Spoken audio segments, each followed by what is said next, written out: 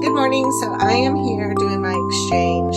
I got a phone call this morning that said that Charlie's mama needed to go deal with a family emergency. And so if I could watch Charlie. And I was like, oh, yeah, of course. And so I said yes, but it would be better for him to come here because obviously I have to do my exchange. So that's what I'm doing right now. And I feel like the biggest thing if you have children or an infant is that it's vitally important that we remain calm. I am not one to panic when babies cry, so that's not an issue. But I don't want him to excessively cry, and I have to still take care of him while taking care of me.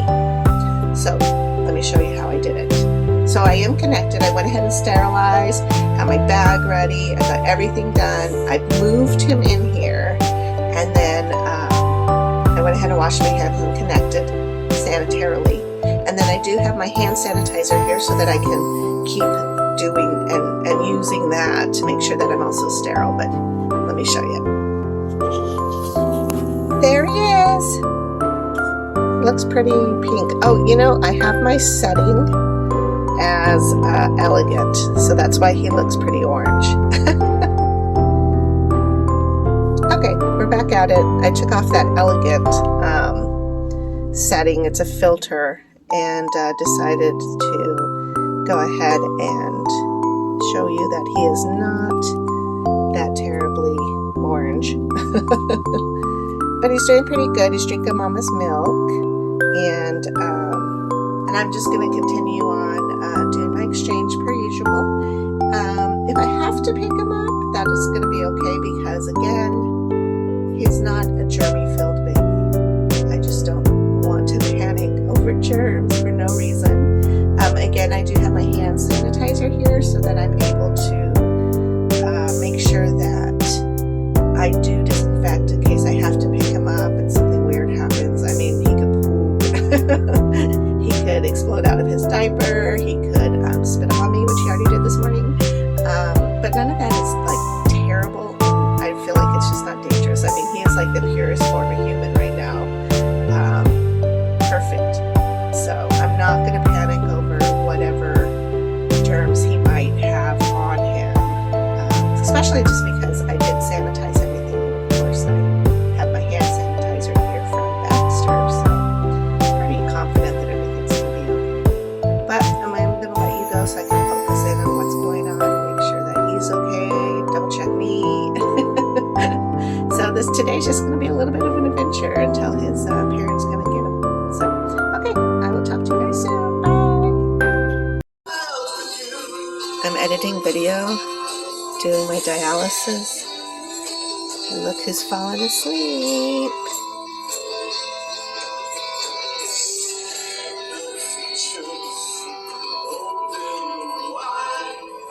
I'm almost done. Whoop! I'm almost done with my bag here. Sorry, trying to do this with one hand. Yep, so it's empty. So now I'll just do my last couple of steps. There's my dialysis. Showed up yesterday, thank God, because I was running low. But so far this first exchange worked out pretty good. I think if he was really crabby, it might be a more difficult scenario. But he's not, and he's pretty content baby anyways, at least to me. At least to the person who's not with him 24/7. But I do still think that if you do have an infant and you somehow end up on dialysis, it's really important to have somebody help or to be that state of mind where you can be very calm. So let's say he was really crying right now and like really upset. I could hold him, and I would. And that might mean that I'm here for 45 minutes extra just sitting and soothing him until he was at a point where I could put him back in his car seat, and then I could safely detach and at least take all my sterile steps and making sure that I stay safe. Or I could just do it and do all my steps, even though he's crying and fussy, and then pick him up because he's fine. He's not injured, he's not hurt, he's fine. But again, we just have to stay in a very calmed, unpanicked situation mentally. Anyways, I'm going to detach because I probably should pick him up now that he's been in the little car seat for a while. Okay, talk to you guys soon. Bye.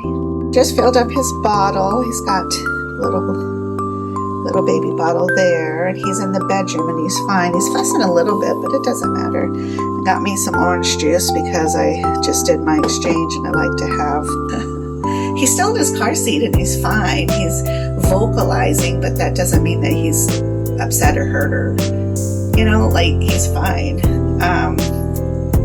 So it's very different to have a baby, because even it's weird because it's like in the back files of my mind I can feel my familiarity with having an infant, but the stress level is so different. It's like I'm not stressed at all.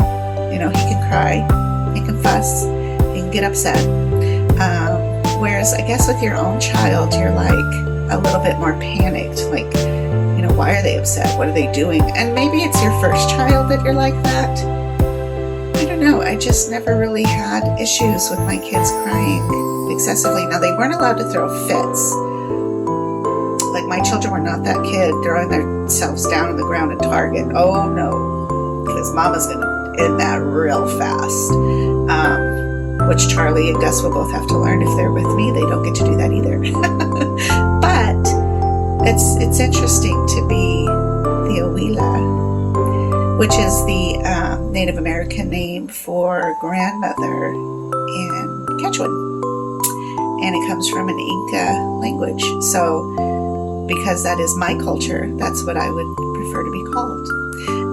But he's in there and he's doing just fine. So I'm going to go ahead and get settled in the living room again, because that just gives us more space and we'll hang out. Okay, talk to you soon. Bye.